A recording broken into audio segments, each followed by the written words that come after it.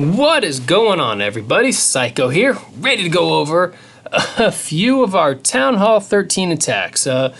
This week I want to focus specifically on a bowler smash, and we have two guys in our clan who are just absolute experts at it. And so I have 5 different attacks that I want to show you that they did this week. And this is our recent war against his glory, and there I am. Oh man, I almost had the 6-pack there.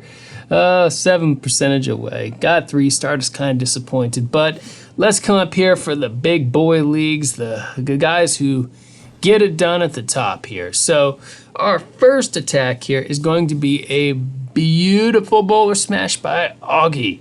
So as you can see here, he's bringing in 6 Yetis, 14 bowlers, 1 ice golem, and 4 quakes, I think, is the key here. Look at this. I want to show you what he does here at the beginning. He opens it up, and the first thing he wants to get to is that Town Hall, those 2 scatter shots, and the Eagle defense. And not only that, from that compartment, he has access to 3 of the multi-target infernos. He has access to all of the heavy-hitting defenses with 4 set of quakes there. Okay, I'm having a hard time there. A little tongue-tied as he's getting started here. So he starts off with the Queen Walk, and when he gets in thin range of the Expo, goes ahead and throws in that Rage so that Queen can make it through the Scatter Shot, the Expo, and the Inferno. Pops that ability as she steps forward here because she's in a little bit of trouble, gets rid of the Expo, and he loses the Queen, but he has all these troops coming in now. The problem is going to be, what's he going to do with those air troops? He's got the Pup's just busted, he's got the Loon still up there, but that Royal Champion is taking him out. And the Scatter Shot has fallen to the Yetis and the Bowlers. In come those Hogs from the CC. They are going to come down along that edge there as they are tanked by all these other troops. In that center, he throws in that Rage, and he's going to take out the rest of these heavy-hitting defenses. At this point, it's pretty much just going to be cleanup. He's got to get rid of that last multi-target Inferno, and it should be a decent walk in the park at this point. He's still got plenty of bowlers, got the Yeti still, got the Royal Champion who just fell. The Hawk is getting some extra value, and that Peck is down there also to break through some walls and to provide some tanking. So it's a beautiful attack, very powerful. Most of the 3 stars I see. Oh, and we just got a notification of another one coming up. Okay, so sorry about that. I should turn my phone to silent before I record these. But this is a beautiful attack. I see more 3 stars at the Town Hall 13 level from this style than any other style. So Auggie pulls in his first 3 of that war. And let's look over at Eczemer. He attacked number 3. So number 1 against number 3 here. High end. And this was kind of a funky layout of a base. It's also confusing because he does that stupid thing where you mix the different walls. For those of you out there who are trying to figure out a base design, what you see here is idiotic. There's no purpose in doing it. It weakens your entire walls because the troops will just simply target the weakest of the walls. So it's just dumb. Don't do this if you're trying to design a base. But he starts off the same way, creates a funnel, he throws in all of his troops. Now what surprised me about this is he didn't lead with a Queen charge. He actually led with his other troops, threw in his healers after they had taken out everything else. And those healers won't necessarily follow the Queen, they'll follow whichever group they feel they can heal the most. Pops that Warren's ability because right now he's in that Scatter Shot range, and those Scatter Shots will tear up the bowlers. You got to protect the bowlers through the Scatter Shots. They don't have a lot of HP. They have more than like the Barbarians or Archers, but when it comes to the heavy-hitting troops, they don't have that much HP behind them. So you got to protect them. He sees his troops starting to split. Now he's got to start making decisions. Okay, who do we give the spells to? Goes ahead.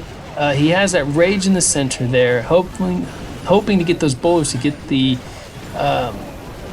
Expos and the Inferno Tower out. They don't quite get it done, but the Hogs come in there on the back end, start smashing away at that Expo, get it taken out, and they're going to start hammering away on the Inferno Tower. And they get so close, but don't quite get it done. And it's a single target down there, and so he's got to watch out. There's not much he can do at this point. He doesn't have any spells, he doesn't have any freezes left, but he does have lots of healers. They're going to continue to power up that P.E.K.K.A. while the Queen's going to come in on the backside. So that P.E.K.K.A. is now going to tank all of these defenses in there, and he still has that Queen's ability. So now you got to have that patience. You want to pop it early, but if you do it too early, that single target Inferno will take her out. But at the same time, you don't want it to start targeting her for too long.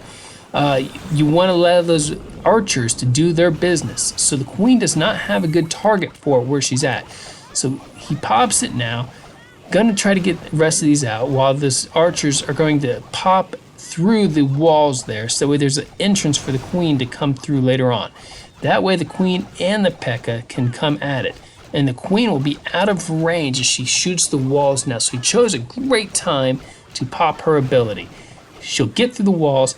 Both the Queen and the P.E.K.K.A. will come through. So if either one were to die, for instance, the other one would be there to take up the mantle. But in this case, the single target Inferno was low enough in energy, the Queen is able to finish it off. Alright, so I'm going to cut over to one of our other wars here, because I'm recording several wars at one time today.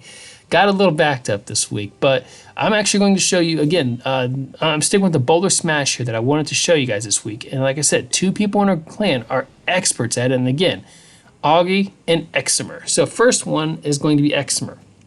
This base at least has walls that are not stupidly designed like the other one. But he does have a hodgepodge of different levels. And the walls are very important for this attack. You got to focus on where you're going to come through, because you don't want to come through starting off on the heaviest walls. So you see this guy put the heaviest walls to separate his Town Hall from his scatter shot. But walls mean nothing when you bring in a Quake spell. The 4 Quakes will open the entire base. So he's just got to get through this top section here. Once he gets through there, there's nothing to slow his troops down. So throws in the Ice Golem first. The Ice Golem's going to take the first blast here, going to freeze up a couple of these defenses so his Yetis can come in here untouched to save those Yeti mites for when they get to that center there. And that's the important part, that center. Look, he's got 2 scatter shots that are easily targeted from that center if the Yetis get down there. And the Yeti mites will jump over those walls to get the Infernos if they start to get targeted too early.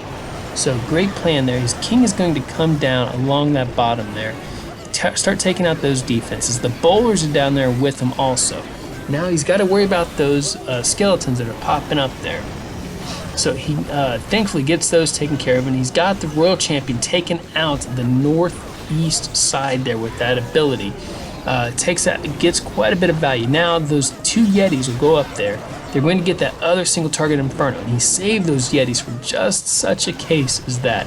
Beautifully done. I think he used the siege barracks to have them slowed on their attack there. So he pops the Queen's ability. I'm going to go ahead and speed it up here because we see what's going to happen. The Queen is in good condition. She had the ability, saves it, and he's going to walk away, still having the Queen, a bowler, and a Yeti. So close call, but still well done attack. I like it a lot. Oh, and we have a live attack. Okay. Let's take a look here. So he's doing a Boulder Smash. Alright, created the funnel. He's going to have a long way to go to get to that Town Hall. So he's going to probably have to Quake right to the center there, right around the CC there, in order to get all the troops through. Alright, Eagle Defense has been activated. Wall Wrecker's getting through, and here comes the CC troops. As long as his troops get in the center there, he should be alright. Let's see here. He's got the Quake going. Yep, right over that CC. Poison down over the loons, although they've done quite a bit of damage already. Might have been a little late with that, but we'll see what happens here. They pop. Pups are getting taken out. They're distracting a lot of his defenses here. Yetis are over there by the Wizard Tower. See if those Yeti mites will get over there and get that multi-target Inferno. If not, those Yetis could be in some danger. Let's see here. Yeti Mites are going after the air defense, not the Inferno. That could be a problem. All right, Queen's going to take out the Town Hall. She's going to pop over there. Okay. It's taken out. Let's see here what's going to happen. Yetis are continuing to do their damage over there. Queen is going to take out the north side just fine. He's got 4, 5, 6, 7 defenses left.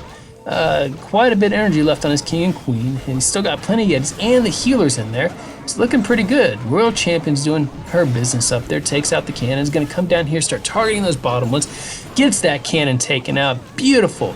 All right, and the Yetis take the defense there. Royal Champion going after the last defense, and it's down.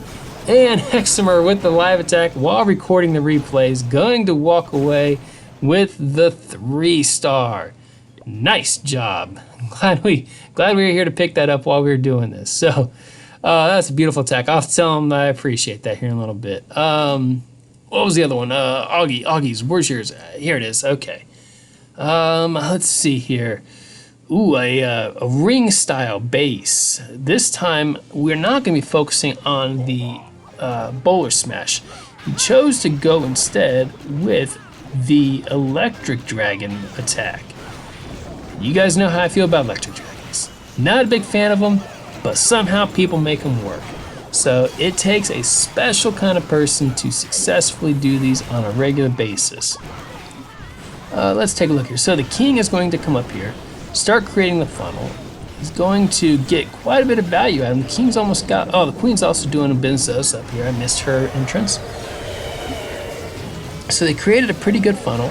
Electric dragons coming in, loons are coming in the front, and you want those loons to get in the front because they will be the ones that take out those air mines. Those air mines are what will destroy a dragon rush in a heartbeat.